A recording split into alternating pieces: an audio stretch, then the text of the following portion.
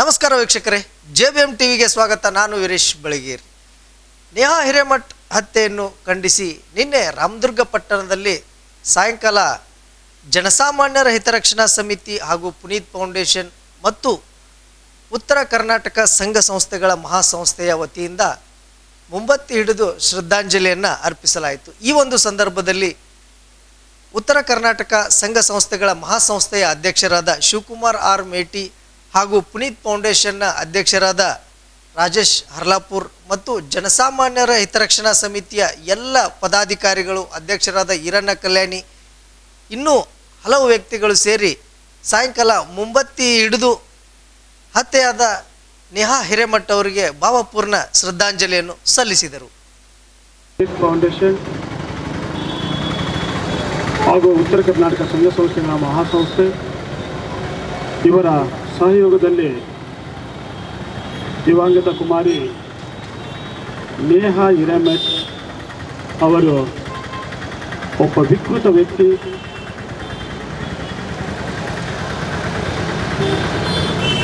ಎಂಥ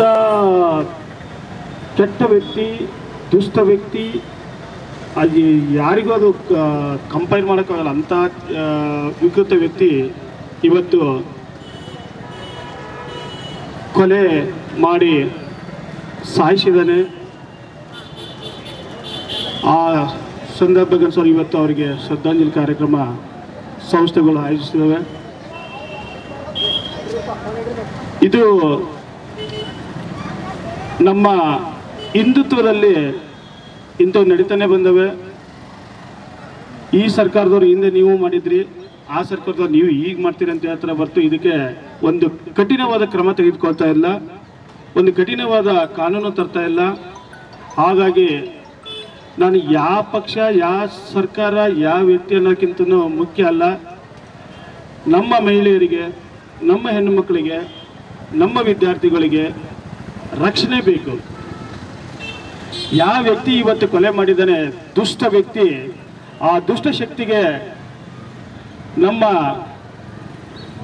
ಜನಸಾಮಾನ್ಯರ ಹಿತರಕ್ಷಣಾ ಸಮಿತಿ ಹಾಗೂ ಪುನೀತ್ ಯುವ ಫೌಂಡೇಶನ್ ಹಾಗೂ ಉತ್ತರ ಕರ್ನಾಟಕ ಸಂಘ ಸಂಸ್ಥೆಗಳ ಮಹಾಸಂಸ್ಥೆ ವತಿಯಿಂದ ಒಂದು ಸರ್ಕಾರಕ್ಕೆ ಮತ್ತು ಏನಿವತ್ತು ಕಾನೂನು ಚೌಕಟ್ಟಿನಲ್ಲಿದ್ದಾನೆ, ಇವತ್ತು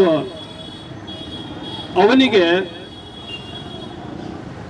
ಗಲ್ಲು ಶಿಕ್ಷೆ ಆಗಬೇಕು ಅಂತ ಹೇಳ್ಬಿಟ್ಟು ಈ ನಮ್ಮ ಸಂಘ ಸಂಸ್ಥೆಗಳ ಮುಖಾಂತರ ಇವತ್ತು ಮನವಿ ಮಾಡ್ಕೊತಾ ಇದ್ದೀನಿ.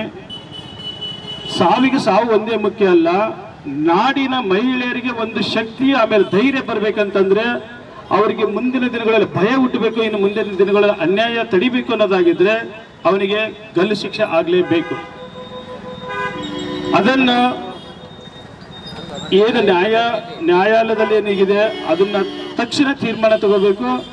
ಅವನ್ನ 6 ದಿನ ಕಸ್ಟಡಿ ಕೊಟ್ಟೆ, 10 ದಿನ ಕಸ್ಟಡಿ ಕೊಟ್ಟೆ, ಅವನ್ನ ಇನ್ನೂ ಎನ್ಕ್ವೈರಿ ಮಾಡ್ತಾರೆ. ಬಟ್ ಯಾವ ಉದ್ದೇಶ ಅಂತ ನಮ್ಗೆ ಗೊತ್ತಿಲ್ಲ, ಅದು ನಿಮ್ಮ ಕಾನೂನು ಚೌಕಟ್ಟಿನಲ್ಲಿ ಗೊತ್ತು.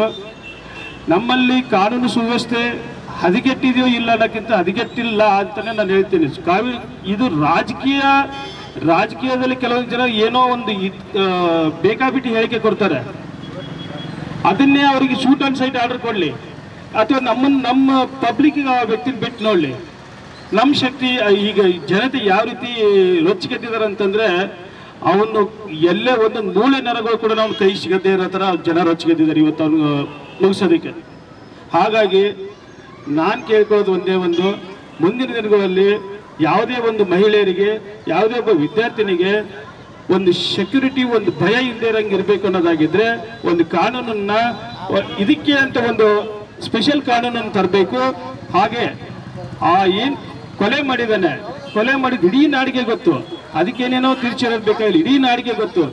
ಹಾಗಾಗಿ ಅವನಿಗೆ ಗಲ್ಲು ಶಿಕ್ಷೆ ಆಗಲೇಬೇಕು ಅಂತ ಹೇಳ್ಬಿಟ್ಟು ಈ ಸಭೆ ಮುಖಾಂತರ ನಮ್ಮ ಎಲ್ಲ ಸಂಸ್ಥೆಗಳ ಪರವಾಗಿ ನಾನು ಇವತ್ತು ಮನವಿ ಮಾಡ್ಕೊತಾ ಇದ್ದೀನಿ ಅಂತ ಹೇಳ್ಬಿಟ್ಟು ಸರ್ಕಾರಕ್ಕೆ ಇನ್ನೊಂದ್ಸಲ ಮನವಿ ಮಾಡ್ಕೊತ ಅಂತ ಹೇಳ್ಬಿಟ್ಟು ಮತ್ತು ಸವಿಸ್ತಾರವಾಗಿ ತಿಳುವಳಿಕೆ ಹೇಳಿ ಆ ಅಗಲಿದ ಜೀವಕ್ಕೆ ಶ್ರದ್ಧಾಂಜಲಿ ಅರ್ಪಿಸುವ ಮೂಲಕ ನಮ್ಮ ಒಂದು ಸಾರ್ವಜನಿಕ ಜೀವನದಲ್ಲಿ ನಾವು ಒಬ್ಬ ರೆಸ್ಪಾನ್ಸಿಬಲ್ ವ್ಯಕ್ತಿಗಳಾಗಿ ಇದ್ದೀವಿ ಅಂತ ತೋರಿಸಿಕೊಟ್ಟಂಥ ನಮ್ಮ ಉತ್ತರ ಕರ್ನಾಟಕ ಸಂಘ ಸಂಸ್ಥೆಗಳ ಮಹಾಸಂಸ್ಥೆಯ ಅಧ್ಯಕ್ಷರಾದ ಶಿವಕುಮಾರ್ ಮೆಟ್ಟಿ ಸರ್ ಅವರಿಗೆ ಧನ್ಯವಾದಗಳನ್ನ ಹೇಳುತ್ತಾ, ಅದೇ ರೀತಿ ಇಲ್ಲಿ ನಮ್ಮ ಈ ಒಂದು ಶ್ರದ್ಧಾಂಜಲಿ ಕಾರ್ಯಕ್ರಮದಲ್ಲಿ ಭಾಗವಹಿಸಿದಂಥ ಎಲ್ಲ ನಮ್ಮ ಮಿತ್ರರಿಗೂ ಹಾಗೂ ನಮ್ಮ ಜನಸಾಮಾನ್ಯರ ಹಿತರಕ್ಷಣಾ ಸಮಿತಿಯ ಪದಾಧಿಕಾರಿಗಳು ಸದಸ್ಯರುಗಳಿಗೂ ಮತ್ತು ಪುನೀತ್ ಫೌಂಡೇಶನ್ನ ಸದಸ್ಯರುಗಳಿಗೂ ಹಾಗೆ ಕರ್ವೆ ಬಂಧುಗಳಿಗೂ ನಾನು ಈ ಒಂದು ಸಭೆಯ ಮುಖಾಂತರ ವಂದನೆಗಳನ್ನು ತಿಳಿಸಿ ಈ ಒಂದು ಕಾರ್ಯಕ್ರಮವನ್ನು ಇಲ್ಲಿಗೆ ಮೊಟಕುಗೊಳಿಸ್ತೇನೆ.